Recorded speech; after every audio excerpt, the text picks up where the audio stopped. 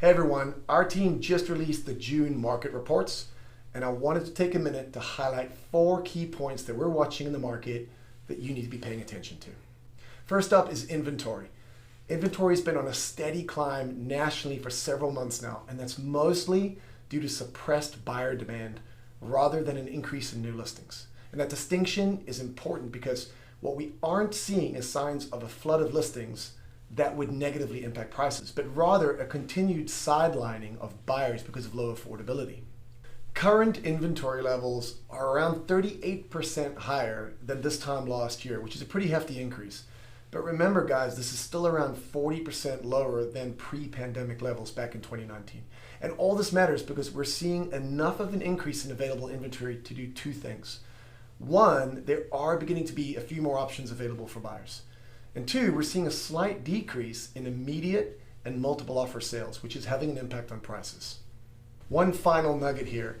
Inventory increases have stagnated for the last 2 weeks. And what that suggests is that we may be seeing a peak of inventory levels for this year.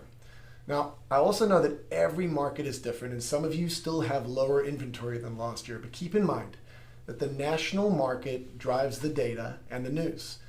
And those drive the policy, and the policy sets the rate. So what happens nationally is going to be what determines where all of our markets head. Next up, guys, is prices. Home values have continued to climb. Actually, single-family homes have already appreciated 3.7% this year so far, and that's really not ideal given already terrible affordability levels for buyers. But with inventory levels increasing, we are starting to see a softening of prices nationally.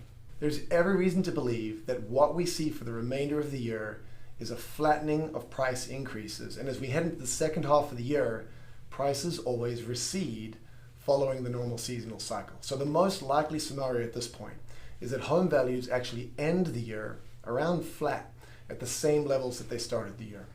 And this is great news in an environment where we really do need to see a balancing out of prices to get affordability back in line. We're also currently seeing about 38% of listings taking price reductions before selling, and that's compared to a historical average of around 30%. Guys, some media outlets have confused this for home values going down, but don't let the headlines confuse you. Price reductions don't mean depreciation. They just mean overpricing is being corrected before the sales happen, which is good. Okay, let's move on to rates. It's now been about a year since rates hit 7% last July, and 2 years since the rate hikes began back in the middle of 2022. The Federal Reserve is still holding the line on rates, but being very clear that rate hikes are a thing of the past. They've clearly stated that the next move is going to be a reduction in the Fed funds rate, which will mean a decrease in 30-year mortgage rates.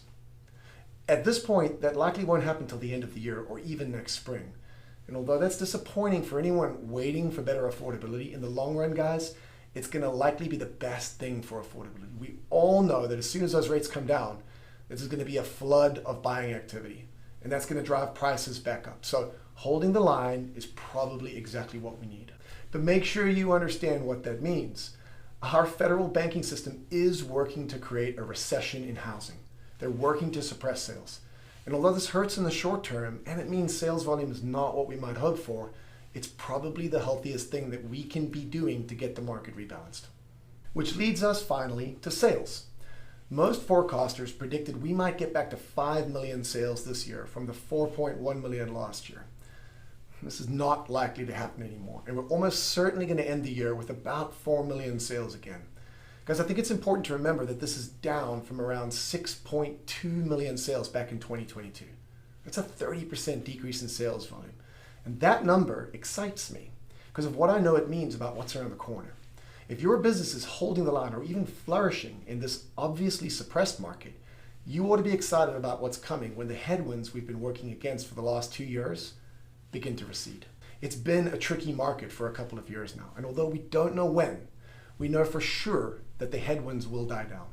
I hope you guys can see this the way I do. Hold the line, focus on the fundamentals, and be well positioned when the tide turns, because there's good times ahead. I hope the summary helps. I encourage you all to head to the Forge and access the June market update, which includes direct links to this month's KCM report, local and statewide stats, and a bunch of other market data. to help equip you to be expert advisors for your clients. You got this.